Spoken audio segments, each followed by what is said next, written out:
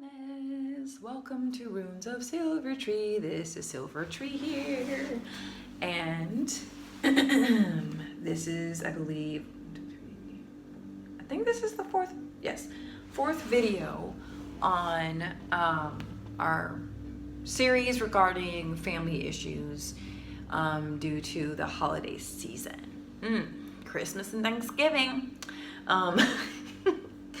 So the title of this video is Unforgiveness is like drinking poison and expecting the other person to die. Yes, I wrote it down.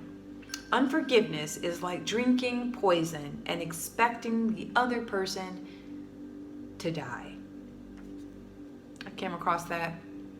I forgot where, to be honest, but it was recent. And unforgiveness is a poison. It certainly is. It certainly is. And in the previous video, I spoke on like how, you know, a personal trauma should not be externalized onto, you know, your family. Like you have to. It's not your family's responsibility to get out of your f-ups and your screw-ups. You know, and I'm not saying that they shouldn't support and shouldn't show you love, but blame, the frequency of blame is it's a very avoidant and very toxic, and there's a lot of unforgiveness there. And the very fact is, whenever we're externalizing very intense, low energy or low vibration, like anger, rage, that's one that you know, currently dealing with. And you know, it's not me personally, but it's one that I'm witnessing and observing. And you know, when it comes to that, it can be very, I think, cathartic. Like, you know what I'm saying? Like what's a cathartic thing? I'm trying to think of like a physical activity where people would like, they go in stressed and they come out great, you know, like a relief. It's almost like this false sense of being relieved when you can pour your toxicity onto someone else. And it's a temporary relief. You're not really dealing with a problem when you're doing that. You're just causing fragmenting very important relationships that you could that you could have. And you're pushing away the wrong people. You're pushing away, you know, the person or persons or people that can give you the love that you were never shown. And so when it comes to unforgiveness and it turning into a poison, like you're thinking that, oh, well, I'm going to tell this person how it is, and I'm going to make them know and make them understand that how they treated me and how I feel. Right? We're very good at when we're in the frequency of anger and rage, bitterness. We're very, very much like, you make it your life's mission to make sure that person feels what you're feeling. All the while you're hurting yourself. You're hurting you. And it's not easy. Like forgiveness and gratitude are the highest, in my eyes, are the two highest forms of love in my entire existence. Both of them are so freeing, so liberating, but they're not talked about enough. Gratitude and forgiveness are not talked about enough. It should be talked about as many people on here on the social media platform talk about the spirituality of nature and the spirituality of this and the spirituality of the body and the spirituality of crystals and the spirituality of essential oils and herbs and medicines and meditations and chakras and all the stuff, all the empowerment stuff. The forgiveness is by far one of the most liberating spiritual practices one could ever commit themselves to.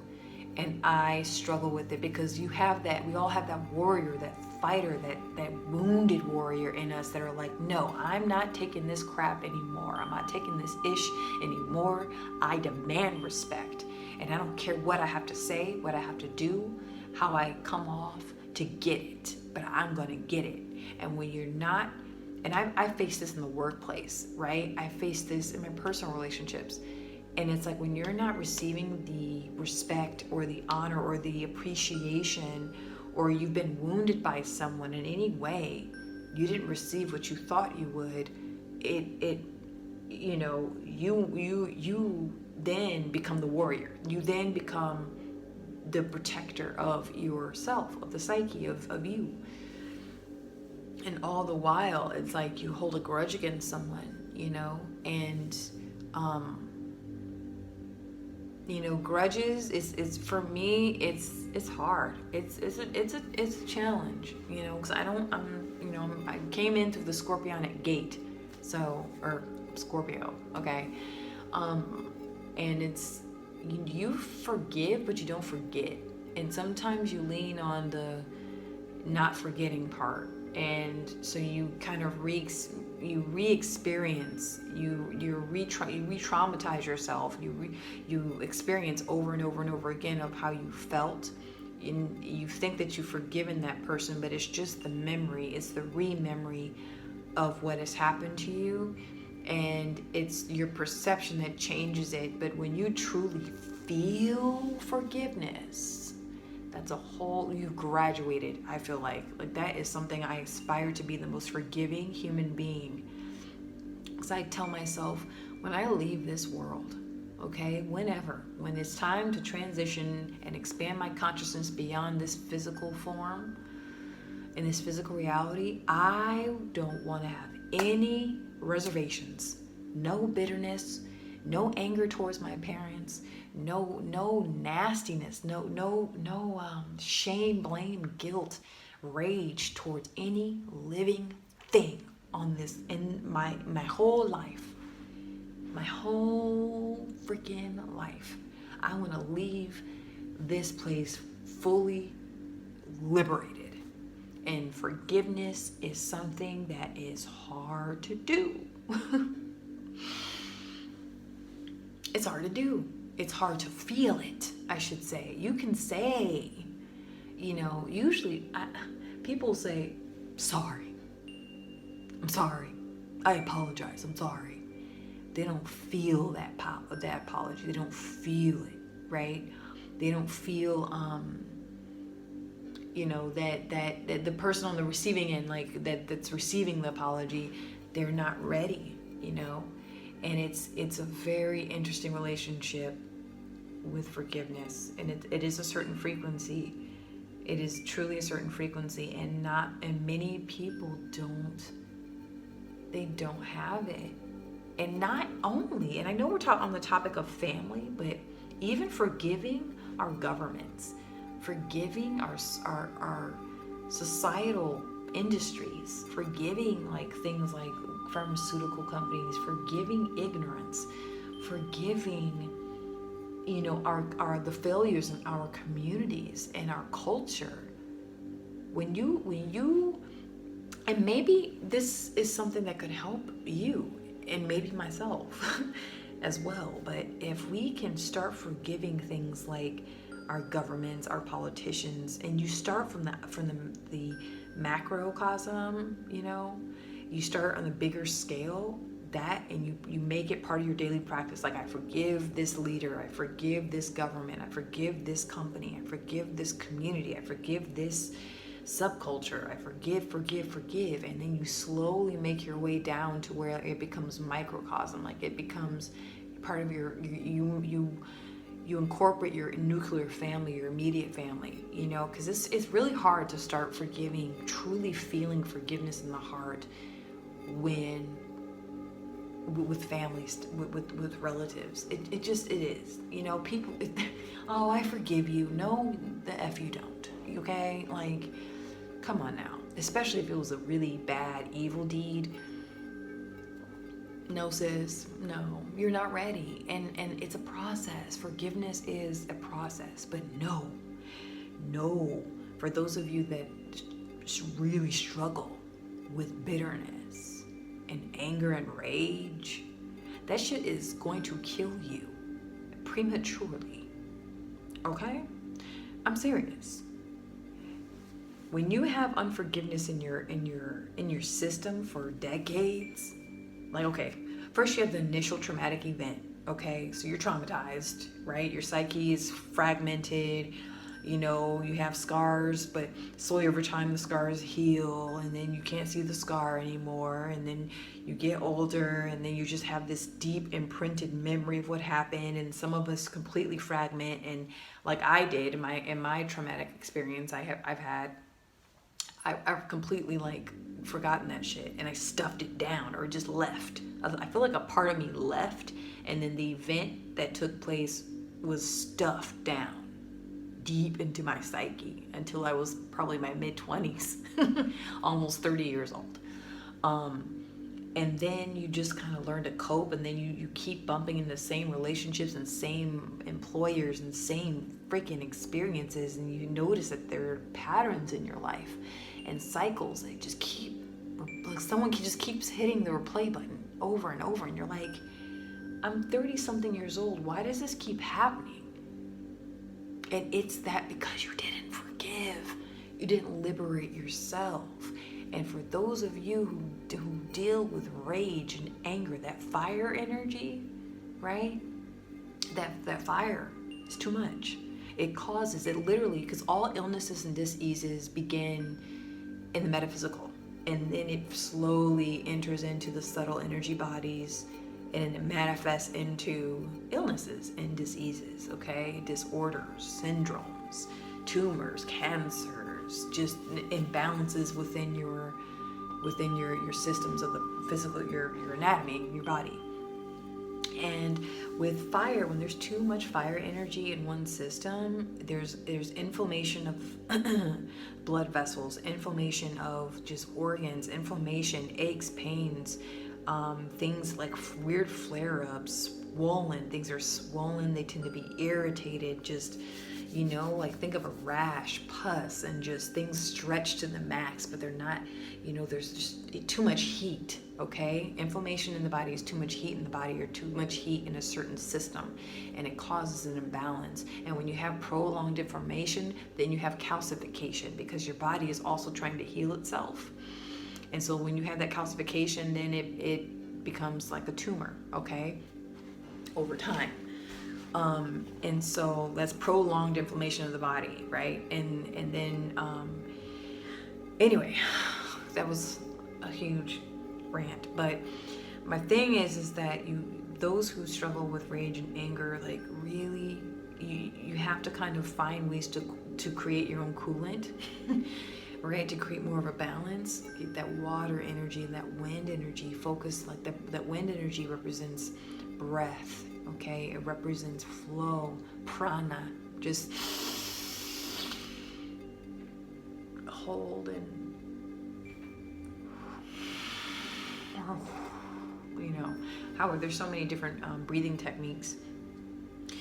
And that water energy is truly like emotional. It's like allowing yourself to just cry, okay? And usually what triggers the water energy in us is the heart, and going down memory lane when we start to unlock those old suitcases and closets and doors in our subconscious mind of things that have happened to us. Then that's a good way to activate that water energy within your system, and you begin to flood, you begin to purify and release and cry. And that's great. It's a wonderful experience. I had one a little bit ago, and it was intense. It was just like this stored up hurt that needed to come out.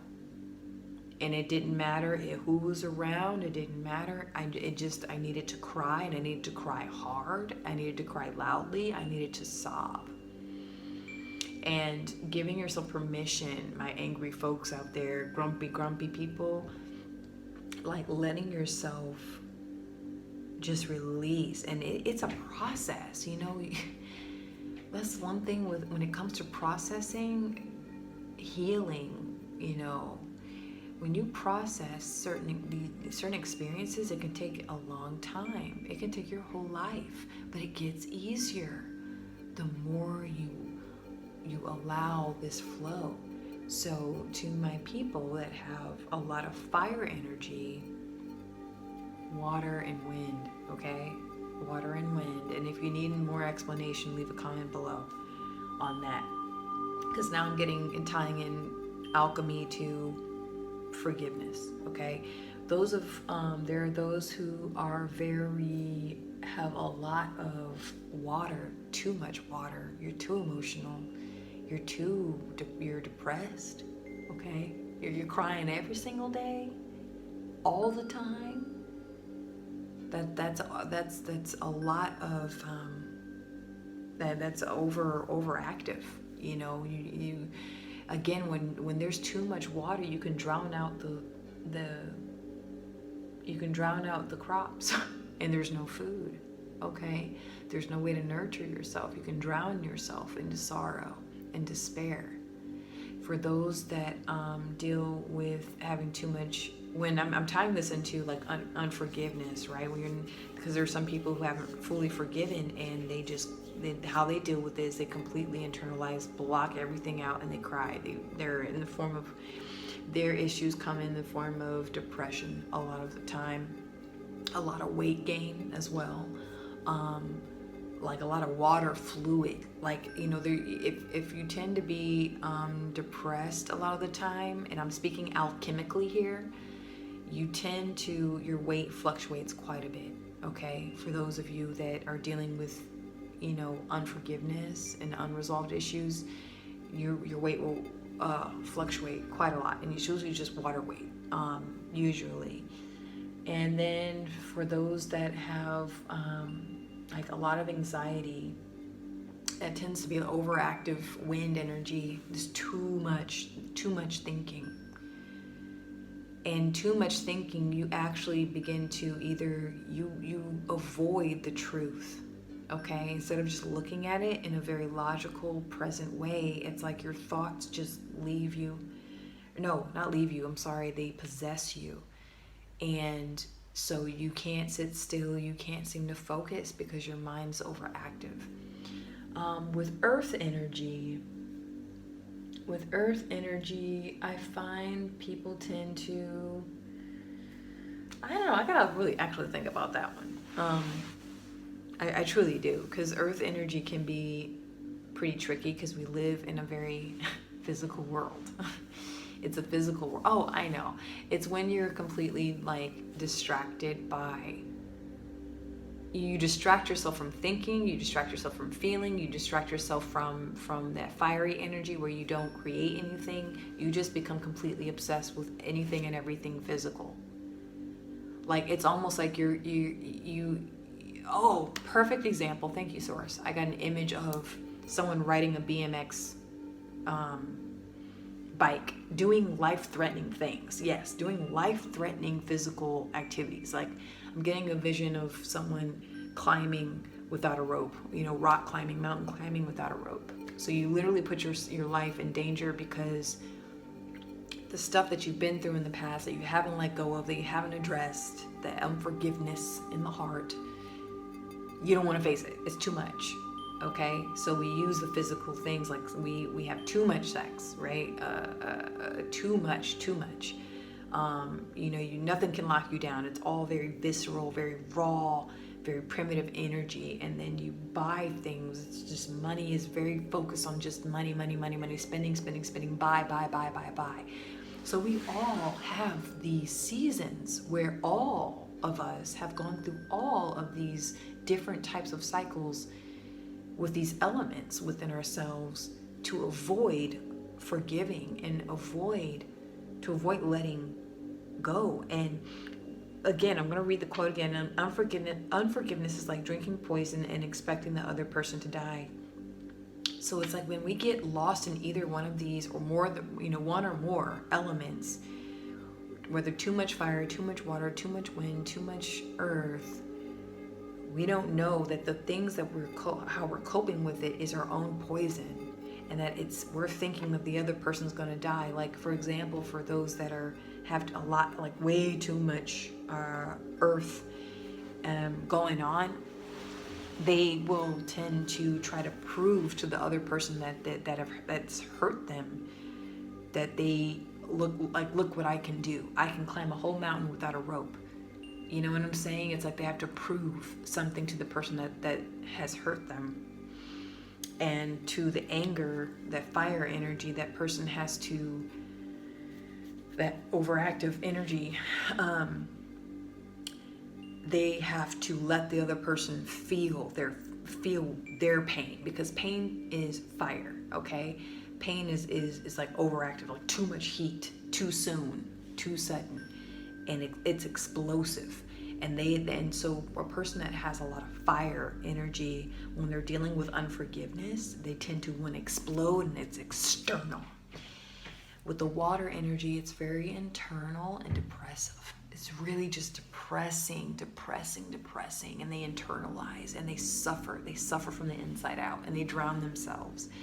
And then for wind, it's anxiety, where it's, it's like hurry up to get to nowhere fast type of energy. Like you're running in place, like you're running from unseen forces, and it's just your own damn mind. And so these are the poisons, if not used properly. These are the poisons that you think that you think are kind of helping you cope, or helping you push away the person or persons that has caused you harm. You think that it's actually helping you, and it's not. It's killing you, and you're thinking that it's hurting the other person, or it's putting the other person on blast, but you haven't put them on blast. So I'm surprised that this went in the direction of alchemy, but I think that that's what is needed, truly. So I made this message find you well and whole. Thank you so much for tuning in and listening. And, again, like, be aware of what poisons that you're drinking, and if you need some help with that, you have questions regarding that, and what did you mean when you said this or that, or you need clarification, because when it comes to blending in real life experiences with alchemy, it can get a little weird. But that's how I perceive my reality anyway. Especially when you meet personalities, we tend to. I know that when I'm really stressed out, my wind energy gets just off the chain. I start debating. I have to prove myself, and then when I get and it's like there's some fire in there for sure, but it's very, very wind energy, like too much thinking. Very seldomly will I like get lost in my water, like get really depressed. That happens on a rare occasion. And then the earth energy used to be really bad when I was in my 20s, because I tended do therapy shopping and overspend a lot when I was in my 20s to kind of cope with things that were unresolved. But I think I'm gonna leave this message here. I didn't mean for it to go over so long, but again, forgiveness is a really big deal to me, and it's so important, because that's the last thing, that it really, as a spiritualist and a person that deals with the spirit world and spirits and energies from different dimensions and entities and stuff. Forgiveness is a lot of the time a thing that kind of holds people back. Either they don't forgive themselves, or there's someone that they didn't forgive, or someone hasn't forgiven them. So it's a big deal. So thank you so much. Remember to expand your consciousness, evolve your human being, and embrace supreme love and guidance. Thank you. See you next week.